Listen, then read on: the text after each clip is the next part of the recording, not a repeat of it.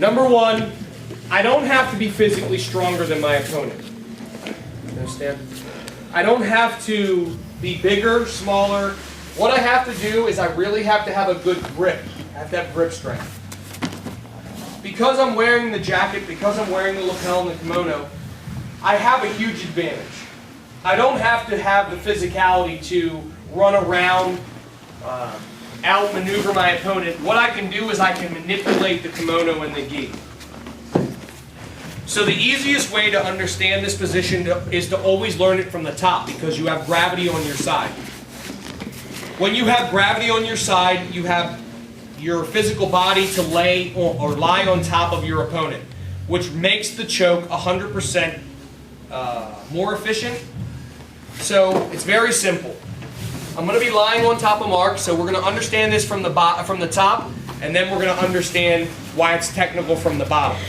So my hand is going to be very simple. What I'm going to do is I'm going to act like I'm holding a baseball bat, like I'm knocking it out of the park. Understand?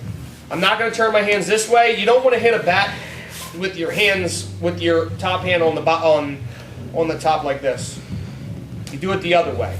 They also call it a sword choke, like you're trying to do a samurai sword. You don't hold a samurai sword like this. It makes your elbows incorrect. So if you're doing it incorrectly, you'll know.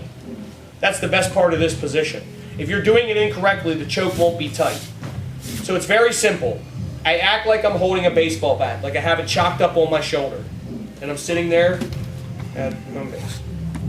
My hand is going to go in like this. And I'm going to do a revert or a C grip, like I'm holding a can of Coke. And I'm going to reach in and I'm going to grab Mark's lapel behind his collar.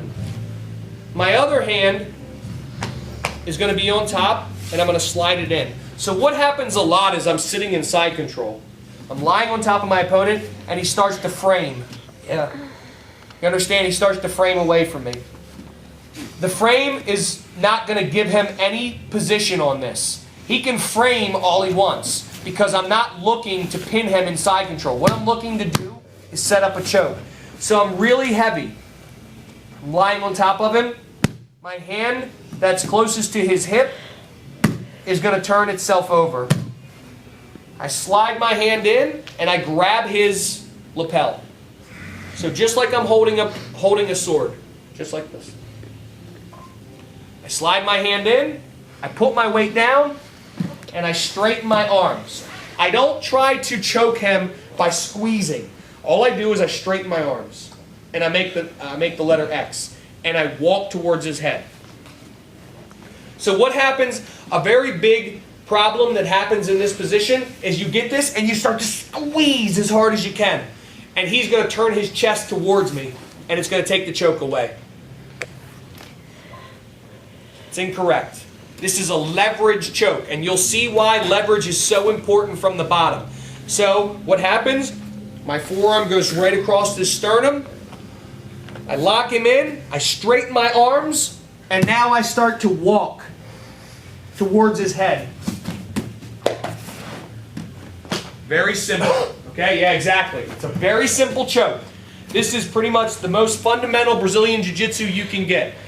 What happens a lot is I don't have a really good grip, and my grip breaks. So I get him here, and my grip starts to break, and he turns into me. Yep. You understand? So what I have to do is once this grip goes in, my arms straighten. See how my arms are straight here? I'm not like this. My arms are straight. And then all I do is I walk over the top of his body. Let's go. Let's give it a try.